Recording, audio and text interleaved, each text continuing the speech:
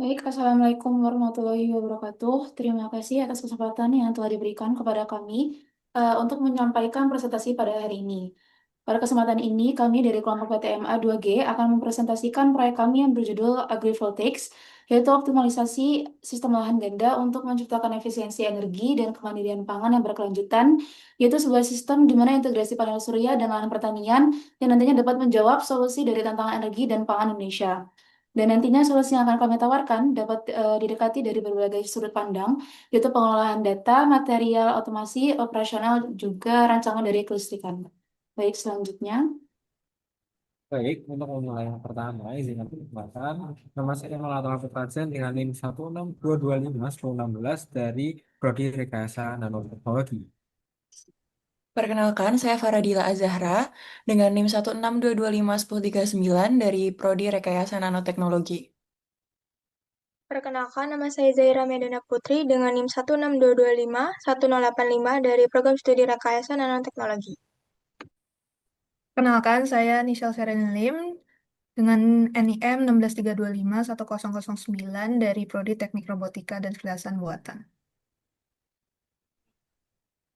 Perkenalkan, nama saya Nauris Sedasi Gibran dengan NIM 163251010 dari Prodi Teknologi Teknik Robotika dan Kecerdasan Buatan. Baik, perkenalkan nama saya Sultan Hilmi Arayan dengan NIM 163251015 dari Teknik Robotika dan Kecerdasan Buatan. Perkenalkan, nama saya Erlita Tanayambunga Rindra, bisa dipanggil Erlita, dari dengan NIM 164251032 dari Prodi Teknologi Sains Data. Perkenalkan, nama saya Evan Syalam dengan NIM 164251034 dari Program Studi Teknologi Sains Data. Baik, untuk Ananda Felix Syahmarin Sinaga, unfortunately hari ini tidak bisa hadir dan dia dari Teknik Industri. Perkenalkan, nama saya Clara Fisa dengan NIM 165251064 dari Prodi Teknik Industri. Perkenalkan, nama saya Raffi Zufar Sasongko dengan NIM 165251090 dari Prodi Teknik Industri.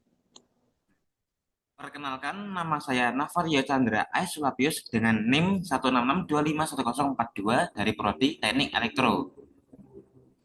Perkenalkan, nama saya Muhammad Ainda Fatiruskullah dengan NIM 166251043 dari Prodi Teknik Elektro. Baik, untuk latar belakang sendiri, mengapa kelompok kami memilih topik Green Technology untuk agrivoltaik, yaitu di mana kita melihat peningkatan jumlah penduduk yang disertai dengan perkembangan industri dan juga pertumbuhan aktivitas ekonomi saat ini sangat memicu lonjakan kebutuhan energi dan pangan secara masif global. Namun untuk pemenuhan kedua kebutuhan vital ini dihadapkan pada dilema lingkungan dan juga keterbatasan ruang yang krusial. Yang pertama bisa dilihat dari krisis iklim akibat energi fosil, yaitu sektor energi masih didominasi oleh penggunaan bahan bakar fosil yang menjadi kontributor utama emisi gas rumah kaca dan juga mempercepat laju perubahan iklim global. Tidak hanya itu, terdapat juga ancaman di sektor pertanian. Di saat permintaan pangan meningkat, sektor pertanian justru mengalami degradasi produktivitas akibat degradasi kualitas lahan, krisis ketersediaan air, dan juga marak alihnya fungsi lahan subur. Tidak hanya itu, juga ada konflik pemanfaatan lahan atau juga disebut land use conflict. Sebagai solusi energi bersih, pengembangan pembangkitan tenaga surya atau PLTS skala besar membutuhkan ruang atau lahan yang sangat luas. Hal ini memicu perebutan urgensi lahan atau trade-off antara pemenuhan ketahanan energi dan ketahanan pangan jika lahan pertanian dikorbankan untuk instalasi panel surya konvensional. Oleh karena itu, diperlukan sebuah solusi integratif yang mampu meminimalkan konflik pemanfaatan ruang ini, sekaligus menjaga stabilitas produksi pangan dan energi bersih di secara simultan. Baik, kemudian lanjut kepada penjelasan dari solusi agrivoltaics ini sebagai green technology. Secara umum, agrivoltaics merupakan pendekatan yang mengintegrasikan aktivitas pertanian dan pembangkitan energi surya pada lahan yang sama untuk mengoptimalkan pemanfaatan ruang. Melalui pengaturan tata letak panel dan pemilihan jenis tanaman yang sesuai, sistem ini memungkinkan kedua aktivitas berjalan secara simultan tanpa saling mengganggu. Keberadaan panel surya memberikan efek naungan yang dapat membantu menjaga kondisi mikroklimat lahan, sementara aktivitas pertanian tetap berlangsung di bawahnya. Dengan pendekatan ini, agrivoltaics menawarkan solusi yang mampu menjawab konflik antara kebutuhan energi dan ketahanan pangan melalui pemanfaatan lahan ganda secara lebih efisien dan berkelanjutan. Untuk solusi dari dalam bidang teknik industri sendiri, yang pertama, peran kami di sini adalah sebagai perancangan tata letak lahan atau layout. Teknik industri berperan dalam merancang tata letak agrivoltaics agar panel surya dan lahan pertanian dapat digunakan secara bersamaan secara optimal. Penentuan posisi, jarak, dan ketinggian panel surya dilakukan dengan mempertimbangkan kebutuhan cahaya tanaman, akses petani, serta juga kemampuan panel dalam menghasilkan energi listrik. Melalui perancangan ini, satu lahan dapat dimanfaatkan untuk menghasilkan pangan dan energi secara bersamaan, sehingga penggunaan lahan menjadi lebih efisien. Kemudian, peran kami juga sebagai pengelolaan operasi dan juga sumber daya. Jadi dalam sistem agrivoltaik sendiri terdapat dua aktivitas utama yang berjalan bersamaan, yaitu pertanian dan juga produksi energi. Teknik industri bertugas mengatur jadwal kegiatan, mengelola tenaga kerja, serta juga menyusun prosedur operasional agar kedua aktivitas tersebut dapat berjalan secara terkoordinasi. Selain itu, prinsip efisiensi diterapkan untuk mengurangi pemborosan waktu, tenaga, dan sumber daya sehingga produktivitas sistem dapat meningkat. Lalu selanjutnya yaitu ada analisis kelayakan dan keberlanjutan ekonomi. Dan dilakukan analisis kelayakan ini adalah untuk memastikan bahwa sistem agrivoltaics ini memberikan manfaat ekonomi yang berkelanjutan. Analisis ini juga meliputi perhitungan biaya pembangunan, biaya operasional, potensi pendapatan dari hasil pertanian, dan energi listrik, serta perhitungan titik impas ataupun break-even point. Dengan analisis tersebut, dapat diketahui apakah sistem layak diterapkan dan menguntungkan dalam jangka panjang. Lalu yang terakhir adalah monitoring, evaluasi, dan juga pengembangan sistem. Yang dimana hal ini dapat membantu dalam memantau kinerja sistem secara berkala melalui pengukuran hasil panen, produksi energi, penggunaan sumber daya, dan juga efisiensi lahan. Dan data yang diperoleh kemudian digunakan sebagai dasar evaluasi dan perbaikan berkelanjutan. Selain itu, informasi tersebut juga dapat ditampilkan dalam dashboard monitoring yang terintegrasi sehingga memudahkan pengambilan keputusan dan meningkatkan efektivitas pengelolaan sistem. Selanjutnya, dari perspektif teknik robotika dan kecerdasan buatan, solusi untuk agrivoltaics berfokus pada monitoring hasil data pertanian berbasis IoT dan sistem untuk mengatur panel surya secara otomatis. Adapun beberapa solusi yang ditawarkan dari perspektif TRKB ini sendiri, yang pertama itu ada sistem monitoring pertanian berbasis IoT. Dalam ekosistem pertanian cerdas ini, pemantauan kondisi lahan secara real-time menjadi fondasi utama untuk mengoptimalkan hasil panen. Teknik robotika dan kecerdasan buatan ini bertugas merancang sebuah hardware node menggunakan microcontroller ESP32 yang diintegrasikan dengan sensor kelembapan tanah. Selanjutnya ada DHT22 untuk mengukur suhu atau kelembapan udara, dan juga BH1750 untuk sensor cahaya dan sensor pH.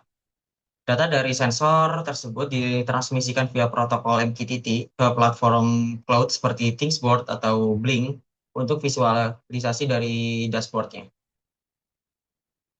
Prinsip otomatisasi diterapkan melalui modul relay yang akan langsung menyalakan pompa irigasi tetes secara otomatis jika kadar air tanah terdeteksi turun di bawah ambang batas krisis. Yang kedua, sistem pelacak posisi panel surya otomatis. Salah satu tantangan utama dalam sistem agrivoltaics adalah dengan memaksimalkan efisiensi penyerapan energi panel surya oleh fotovoltaik sepanjang hari. Panel yang dipasang secara statis hanya mampu menangkap energi surya secara optimal pada sudut tertentu, sementara posisi matahari terus berubah dari waktu ke waktu. Untuk mengatasi hal ini, sistem solar tracking dirancang agar panel surya dapat bergerak secara otomatis mengikuti arah matahari.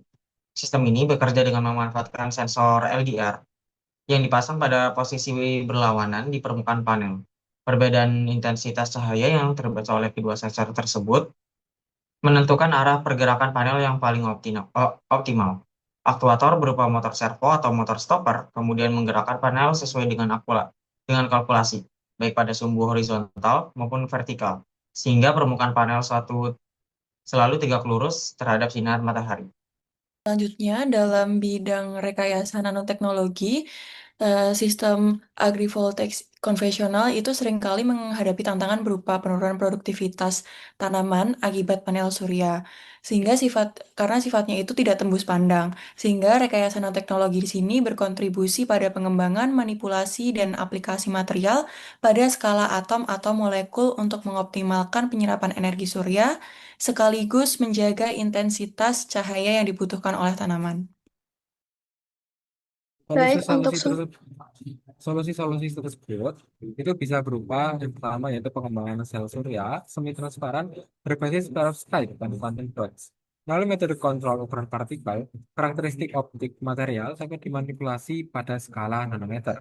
Panel surya dirancang khusus agar memiliki sifat semi transparan dengan kemampuan menyerap cahaya intensitas tinggi yang tidak digunakan tanaman untuk fotosintesis, seperti sinar ultraviolet dan sebagian inframerah, untuk dikonversi menjadi energi listrik. Sebaliknya, material nano ini meloloskan spektrum photosynthetically active radiation (PAR), khususnya gelombang darah 600 sampai 700 nanometer, sehingga klorofil tanaman di bawah panahnya tetap dapat berfotosintesis secara maksimal. Kemudian, solusi yang kedua yaitu lapisan spektroselektif berbasis fotonocoating plasmanik. Selain modifikasi pada sel inti, teknologi nano juga berkontribusi pada rekayasa permukaan kaca fotovoltaik menggunakan nanocoating. Dengan memanfaatkan feedback kristal fotonik berprotein plasmanik, permukaan panel mampu melakukan pembagian spektrum cahaya spectral splitting secara pasif. Lapisan nano ini memberikan foton berenergi tinggi yang tidak diserap optimal oleh tanaman langsung ke sel fotovoltaik untuk meningkatkan efisiensi daya listrik sekaligus meneruskan sisa cahaya esensial ke lahan pertanian. baik, untuk solusi yang ketiga yaitu nanohydrogel pada media tanam. Selain fokus pada energi dan cahaya, kami juga memperhatikan manajemen air melalui nanohydrogel pada media tanam. Hydrogel berbasis nanoteknologi ini mampu menyimpan air jauh lebih efektif di dalam tanah. Cara kerjanya adalah dengan menjaga kelembapan tanah dan dalam jangka waktu lama dan meminimalkan penguapan air dari permukaan tanah. Ini menjadi solusi konkret untuk efisiensi irigasi, terutama di lahan yang kering. Selanjutnya, dampak menggunakan nanoteknologi. Sebagai kesimpulan dari keseluruhan sistem ini, dampak menggunakan nanoteknologi yang kami tawarkan mencakup 3 pilar, yaitu yang pertama, meningkatkan produksi energi bersih secara mandiri. Yang kedua, meningkatkan produktivitas tanaman karena lingkungan dan pencahayaan yang optimal, serta efisiensi penggunaan air yang jauh lebih hemat secara bersamaan. Nah, sekarang saya akan menjelaskan solusi dalam bidang teknik elektro. Nah, yang pertama adalah sistem Smart Microgrid dan Energy Management System atau IMS. Nah, sistem ini mengatur distribusi dan penyimpanan energi surya secara otomatis agar penggunaan energi menjadi lebih efisien dan stabil. Nah, untuk solusi yang kedua itu adalah optimasi smart inverter dengan distribusi MPPT. Nah, teknologi ini membantu menjaga kinerja panel surya tetap optimal meskipun sebagian panel terkena bayangan atau gangguan. Baik, untuk solusi yang ketiga yaitu sistem penyimpanan energi hibrida atau HESH. Jadi sistem ini menggabungkan baterai dan superkapasitor untuk menjaga kestabilan pasokan listrik dan mendukung kebutuhan daya tinggi sesaat. Dan untuk solusi yang keempat adalah sistem proteksi dan pembumian lahan basah atau wet grounding.